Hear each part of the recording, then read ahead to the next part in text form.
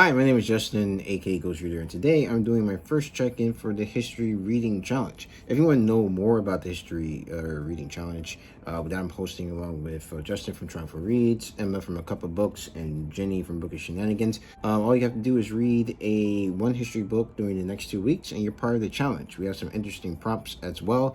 You can check that. You can find out more information about that in the description box below. But for those of you who are in, how are you doing so far? I'm doing pretty good. I just came from the gym, and I listened to The Color of Law by Richard Rothstein on the way back. I listened to some of it yesterday. I started it before the readathon, for the reading challenge, but I wanted to finish it during these 2 weeks. And I listened to one chapter of it, and I just find it really interesting, the creative ways in which like racist whites, like back in the day, found ways, or how creative they got in trying to keep African Americans from integrating their neighborhoods, like from designing freeways to just demolish their whole neighborhoods, to condemning plots of land that African Americans planned to build on, to taking them to court and having these long court cases with developers that were planning on integrating, so that by the time they decided to everything got cleared up, it was like either interest rates were too high or things like that, denying like utilities to these developments. There's all types of tactics to keep African Americans from living in their neighborhoods. A lot of this based just on fear and that property values were going to drop, when in fact research showed that since African Americans were more than willing to pay more than white owners, that actually property values would have went up. But it became kind of like a self-fulfilling prophecy, where people will come in and take advantage of the fear, of that type of fear, and say like, hey, there's some African Americans moving in, your property values are going to drop. And then they will offer to buy that person's home at lower than market value. And so one person sells, they then sell that house at a profit to African Americans, so there's now more African Americans in, and then you have this self-fulfilling cycle of white people leaving because they feel that their houses are going to drop in value, and speculators coming in and taking advantage of that and buying at lower than market value.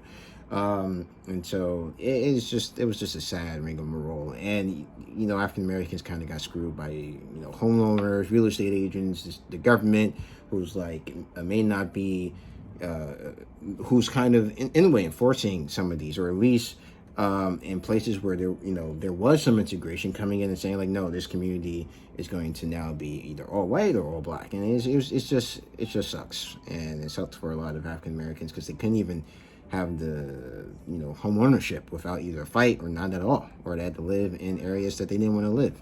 So that sucks. And then moving schools, like in places where there were black only schools and white only schools, moving their schools to places away from white neighborhoods. So maybe it was in a decent location, the school boards would get together, say, we're going to move the school to someplace else, and then African Americans will have to move, a lot of them will move to have to go to that new school. So there's just a lot of tactics that were used back then to keep African Americans out of white neighborhoods. And so this is really interesting, because some of this I knew, but a lot of this I'm learning for the first time. So The Color of Law has been a great book. Tonight I'm actually going to, after I eat and take a shower, I'm going to be reading the other book that I had, The Hero of Two Worlds. And there's another book actually that I'm going to kind of throw in as like a surprise, not a surprise, but like an extra book I plan to read. May not finish it during this reading challenge, but it's definitely one that I started but just didn't get to finish, and that's Black Women, Black Love. So that book is about looking at African American women's struggle to find partners in the United States, and how I read like 25% so far, and the first part is looking at the struggles that during slavery, and how keeping the family together during slavery was really hard, and because someone could be sold, the master could be taking advantage of his female slaves. You try to run away to freedom, and your kids either get killed or separated, your partner gets killed or separated. So that struggle caused a lot of trauma. And then Also, then in the aftermath of that, a lot of violence was then put upon black families because whites, racist whites, were against them, at least politically, and so a lot of violence was put pressure on the black family as well. So this book is good so far. I'm going to jump back into that during this 2 weeks. I may finish it, I may not, but I do want to actually finish this book at some point and actually do a review of it. So if I finish it during the 2 weeks, you'll see a review of it. If I don't, you'll probably see one when I do finish it.